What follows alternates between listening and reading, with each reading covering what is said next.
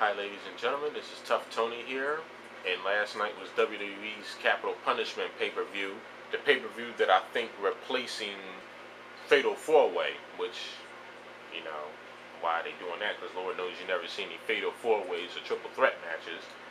But here we go. This was in Washington, D.C., and they've been playing that politics shit all fucking night. First, I would like to say that this entire card I was really disappointed with this pay-per-view.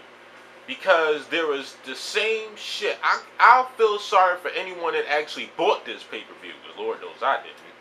But I feel bad for anyone who actually paid for it, because every match was a match that we have already seen, except for maybe Alex Riley and The Miz.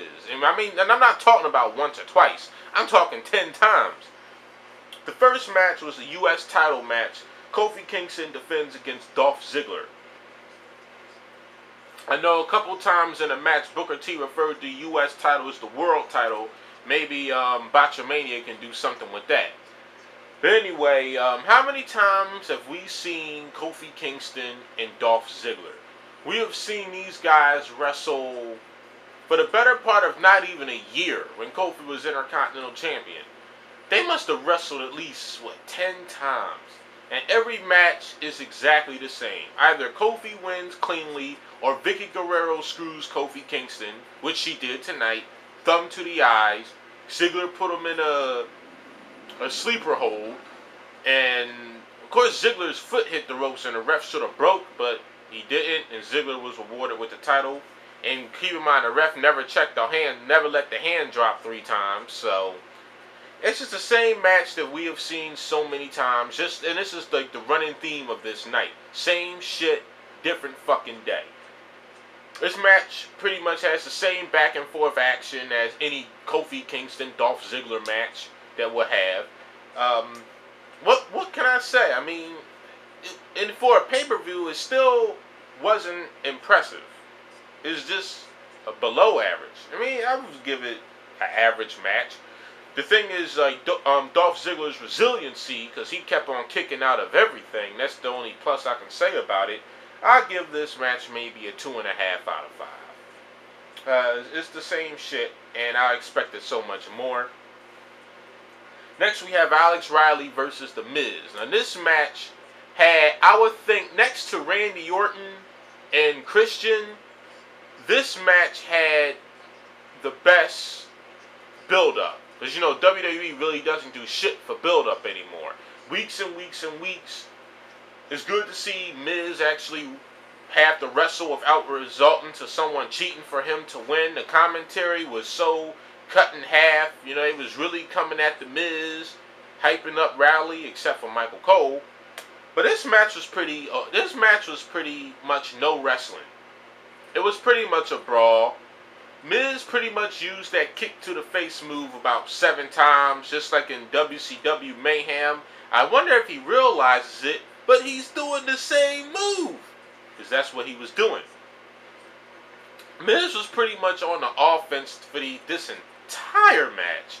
Alex Riley may have got a couple of offensive stints going, but near in the end when he went outside the ring, he threw Miz to the outside, physically assaulted Michael Cole. Miz threw him back into the ring, was about to hit him with the briefcase when Alex Riley hit him with an execution like DDT for the 1-2-3. Now, seeing him winning that way, it surprised the hell out of me, because I thought Miz wasn't going to take a back seat to him. But where to now? WWE doesn't make anybody. WWE doesn't promote anybody. So it'd be nice if they actually done something with Alex Riley's career, but you know how the wrestling business is. I really have to make a video on that. It's how nobody gets made and every match is meaningless. Alex Riley beat a former WWE champion. Shouldn't he get something? Instead of seeing him, maybe he'll go at it with Dolph Ziggler or something. So he can't, because he's really supposed to be on Smackdown unless they changed it. But anyway, I gave it a 3.5 out of 5 for this one. All basically the finisher. The match was nothing to write home about. Next, you have Alberto Del Rio versus The Big Show. This is one thing I could say about The Big Show. They never hold true to a kayfabe injury. You have fucking CM Punk in the Straight Edge Society damn near break his knockout hand or sprain it or whatever. Shows no signs of an injury. They run over Big Show's leg with a Lamborghini or something. It never shows it. Big Show attacks a bit. Alberto came out with a $225,000 Mercedes-Benz convertible. Really nice. I don't really think that it's worth $225,000. It seems that every car he comes out with is $200,000. I don't even think that one really is. Maybe $150,000. I don't know about $200,000. But anyway, the Big Show attacked Alberto Del Rio when he was doing his entrance, and he was really whooping his ass until Mark Henry came out and assaulted him. Mark Henry hit him with the world's strongest slam through a table, and since the match never made it to the inside of the ring, the match never officially started, so the ref couldn't count him out, all to the dismay of Alberto Del Rio. This is my thing. Yes, Mark Henry's the world's strongest man, and he's making a statement against some guy who's not even on the show. Like, why the fuck can't Mark Henry do that to Orton? You don't see him doing that shit to Sheamus. You don't see him doing it to Christian. And you don't see him doing it to Orton. If you want to make a statement, why not put the world champion through a fucking table? You don't see him doing that shit. But yet Mark Henry's the loss to all three of the sons of bitches. What more can I say about this match? You know, what the fuck can I say? Alberto and Big Show. Alberto getting his ass kicked. He works on Big Show's leg. He hits him with a cross leg breaker instead of a cross arm breaker. And the Big Show stayed down afterwards, and the ref was able to count a 10 because Big Show couldn't make it to his feet. Is this a last man standing match? You know, Big Show wasn't knocked out. He could still got up. So why the hell administer a 10 count? It wasn't last man standing, which goes to show how Alberto can't win a fucking match. That type of refereeing is the shit that they do in TNA. I would expect so much more from a company like the WWE to not make such a referee-like mistake in the middle of a fucking match. That's why this match gets a 1 out of 5. It's not a fucking last man standing match. It's a regular fucking match. You don't need to count to a 10. I can see if Alberto was down, but come on. I could see him stopping the match. But hey, man, it's the only way for Alberto Del Rio to get a fucking pinfall. Lord knows he can't do shit else in the fucking ring. Next, we have the Intercontinental title match. Wade Barrett defends against Ezekiel Jackson. We've seen this match 2 times already. And at least in this match, you finally see some finishing maneuvers without any core interruption. Wade, basically, if I was going to say it's the same thing, it's the same thing. You can look at the match they had on Smackdown and the match they had at the last pay-per-view. Was it Extreme Rules or whatever it was? It's the same thing. You can look, it's the same series of moves in the same sequence, mind you. So what more can I say about this match? The only difference is that they finally managed to hit finishing maneuvers. Ezekiel Jackson put Wade Barrett in the torture rack, and we have him the new Intercontinental Champion.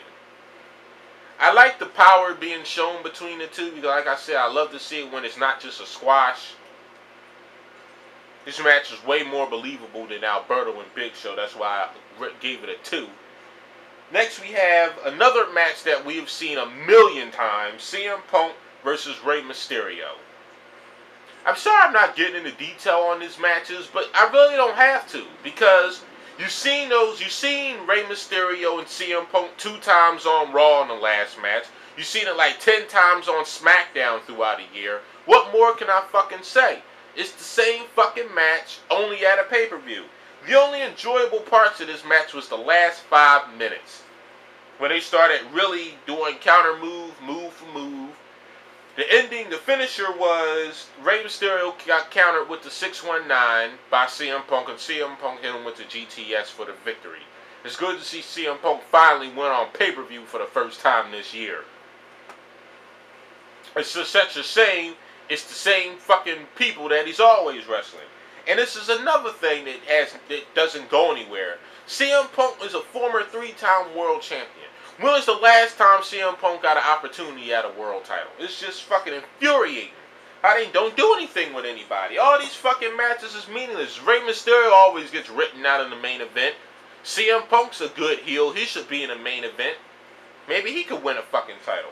I give this match a 3 out of 5, simply because it's the same thing. Then you have another match you've seen twice before. Randy Orton and Christian for the world title. This match is exactly the same as all the others. Good back and forth, edge of your seat action, good counter moves. These guys really have good chemistry. This is the type of match I wouldn't mind seeing a couple more times. But after those couple more times, they should end it. Don't make it into a John Cena Randy Orton series. Don't do it. Once again, these two get a 5 out of 5 for me. I try to give at least one 5 out of 5 during these pay-per-views if I can. And this one definitely gets it. The only thing is the controversy in this match. Orton hit Christian with an RKO, and Christian's leg was underneath the rope. So I could see them either bitching and moaning about that on Smackdown, but not being granted a title shot. But my best friend in the world told me that, Christian will probably win Money in the Bank and win the title that way. I see that happening. That's the only way I see Christian getting the title back, because Lord knows if Christian's in Money in the Bank, he's winning it, because nobody else is going to win it, because they're not pushing anybody else. Next we have the WWE title match with, my mistake. We have Evan Bourne versus Jack Swagger at a pay-per-view. Do we fucking care? Why should we care? Fuck it. I'm not even saying anything about this one. Evan Bourne won, by the way. I'll give this match a 1 out of 5. Because it shouldn't be at a pay-per-view. You know what should have been took his place in a pay-per-view? The feud of Cody Rhodes and Bryan Danielson. Oh, my mistake. Daniel Bryan. As Bryan Danielson actually wins matches. Daniel Bryan does not. That's what they should have put as filler, between the matches. But Evan Bourne won with a bogus pin, one of those cheap victory pins. It's such a shame to see how his career has been buried. I'm talking about Jack Swagger. If WWE isn't promoting or pushing you, you're being buried, and that's just such a shame. And like I said before, nobody gets over it, nobody gets made. People just get buried more than they get made. I hope Miz, I'm not a fan of The Miz, but I would be upset to see them do the same thing with The Miz. Next, you have the WWE title match between John Cena and R-Truth. This match really surprised me because they really made it competitive. R-Truth was pretty much dominant this entire match. He didn't flail around the ring like the last match that they had. It was okay. I'll give it an average 3. It's such a shame that some little geeky kid in the front row can now be the most popular little boy in school. Well, school's out. So he hits him through a beverage in R-Truth's face, and John Cena hit him with the attitude adjustment for the 1, 2, 3, and then John Cena brought the little nerdy kid into the ring for a celebration. R-Truth countered every move John Cena had during this match. And except for that last attitude adjustment, but it was alright. They really choreographed it pretty good. I can't believe I'm about to say this, but besides the WWE Rejects, Slammiversary was a better show. I think I gave Slammiversary a 7.5 or maybe an 8 or something like that. Slammiversary is much better than this because the whole card was WWE didn't do anything different with the card. It's the same fucking shit. And that's what really fucked it for me, unfortunately. I think I would have to give this pay-per-view, I was going to give it a 4, but I'll give it a 5. Just barely average. Nothing over average. It's just an average 5 out of 10 pay-per-view. This one most definitely you do not want. Because you can see the same shit on Raw and SmackDown for free, and it'll probably be much better. So unfortunately, WWE dropped the ball on capital punishment. This is Tough Tony Ant signing off, and I'll see y'all again.